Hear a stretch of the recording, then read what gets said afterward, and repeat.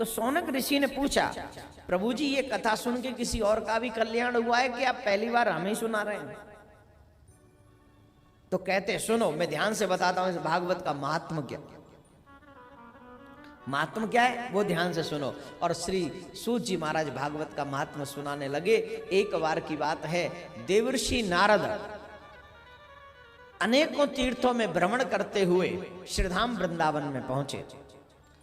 और जब वो श्रीधाम वृंदावन में पहुंचे तो वहां जाकर उन्होंने एक दृश्य देखा, जमुना के तट पर। क्या दृश्य देखा?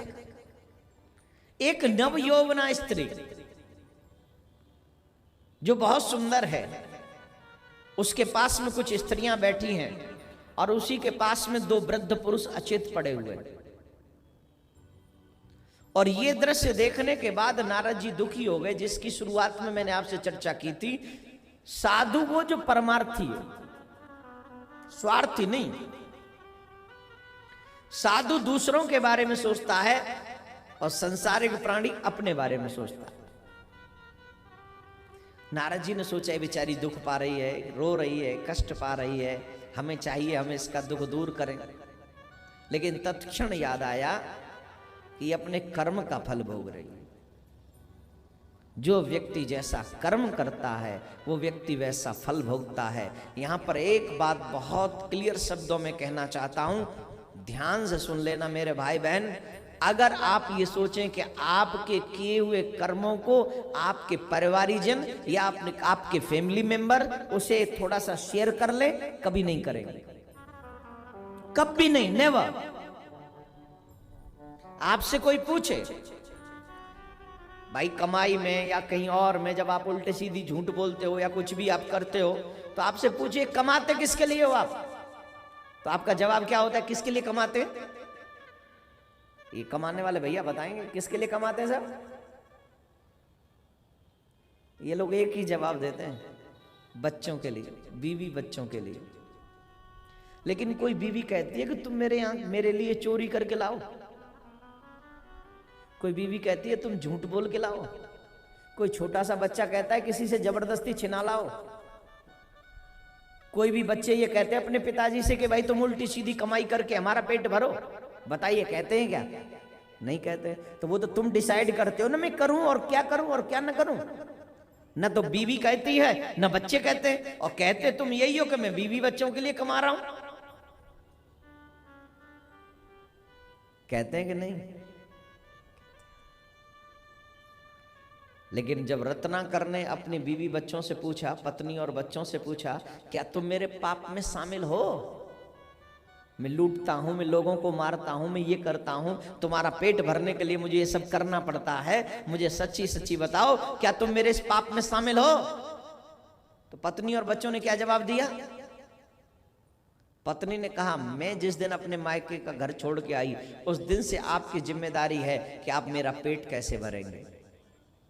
ये आपकी जिम्मेदारी है। मैंने कभी नहीं कहा कि आप चोरी करो, आप किसी को मारो, मैं आपके पाप में शामिल नहीं हूं। और जितने भाई लोग यहाँ बैठे हैं आपके लिए बहुत अच्छी जानकारी दे रहा हूं, ध्यान से सुनना, बहुत मस्त जानकारी है, जीवन भर याद रखना। सच्ची में बहुत गजब की जानकारी है आपके लिए। बता दूं कि नहीं? बता देता हूं। यहां पर देखो देवियों की संख्या कितनी है और भाइयों की संख्या कितनी है। इसका मतलब भाई कमाने में लगे हुए हैं और माताएं कौन सा कमाई कर रही हैं? राइट, परलोक की सुंदर कर्मों की। अब सुन लो, भाइयों के लिए एक बहुत अच्छी न्यूज है मेरे पास, ब्रेकिंग न्यूज, सच्ची में ब्रेकिंग न्यूज। और वो क्या है बताऊं? व्यक्ति पुरुष जो सत्कर्म करता है, जो भी धर्म करता है, बिना पति के मर्जी के भी पत्नी को उसका कर्म का 50% फल मिल जाता है। बजा लो, देवी तो बजा ही सकती है, जोर से बजाओ ना। हाँ ऐसे। अब रखो, शांति रखो थोड़ा। हाँ, आपके लिए तो अच्छी बात है, कसम से देवियों के लिए तो बहुत अच्छी न्यूज है ये। देवी कथा ज्यादा सुनेंगे तो इन्हीं की अच्छी न्यूज सुनाऊंगा।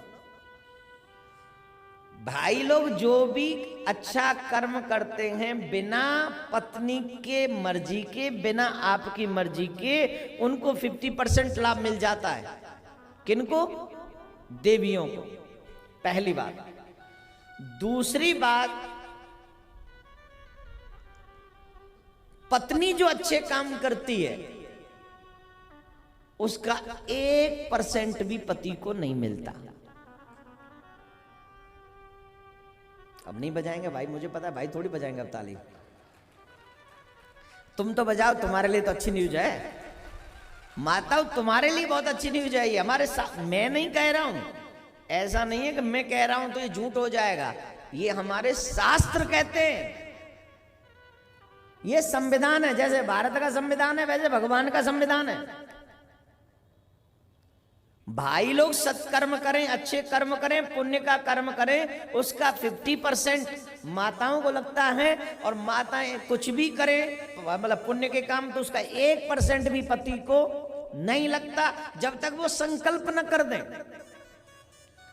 एक और अच्छी बात, उससे भी सबसे बड़ी बात, क्यों साहब डर लग गया क्या? डर गए क्या? अच्छा राधे राधे बोलना पड़ेगा।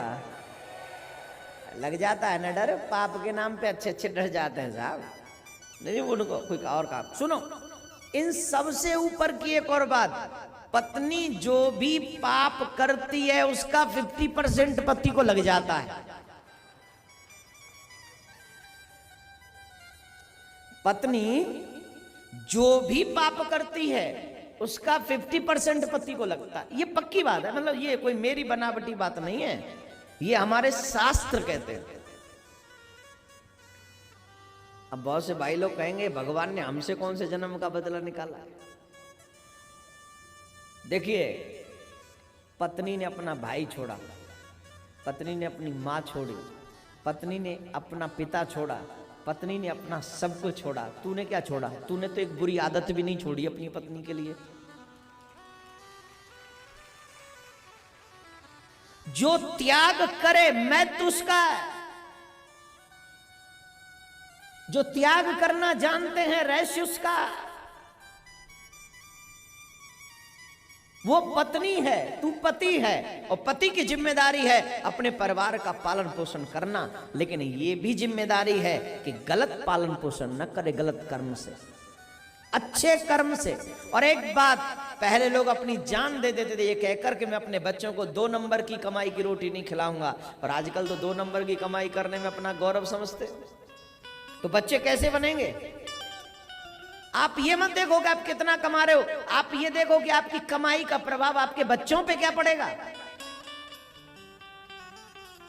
आप जिम्मेदार हैं अपने बच्चों को चरित्रहीन बनाने में, आप जिम्मेदार हैं आप अपने बच्चों को गलत रास्ते पर भेजने में, क्योंकि आपने ऐसी कमाई करके उनका पालन पोषण किया। बच्चों का कसूर नहीं है। इसलिए रत्नाकर की पत्नी ने कह दिया, महाराज हम आपके पाप में साथ नहीं है।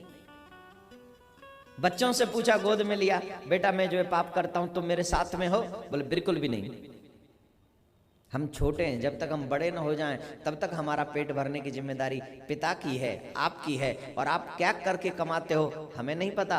आप जो कर रहे हो करो, जब हम बड़े हो जाएंगे तो हम आपकी सेवा करेंगे, लेकिन हम आपके पाप में साथ बिल्कुल भी नहीं है। रो पड़ा रत्नाकर, आंसुओं की धार बहने के लिए। सोचता है रत्नाकर, जिनके लिए मैंने इतने पाप किए वो 1 सेकंड में कहते हैं कि हम आपके पाप में साथ नहीं। हे मेरे भाई बहन, आप सबसे एक ही निवेदन करूंगा, दुनिया में हर चीज बार बार मिल जाएगी, लेकिन मानव जीवन बार बार नहीं मिलेगा। अगर मानव जीवन मिल जाए तो इसका इतना सदुपयोग करिए, इतना सदुपयोग करिए कि आने वाले लोग सिर्फ आपका नाम ले लेकर कहें कि जैसे उसने जिंदगी जी है वैसे तुम्हें जिंदगी जीनी चाहिए।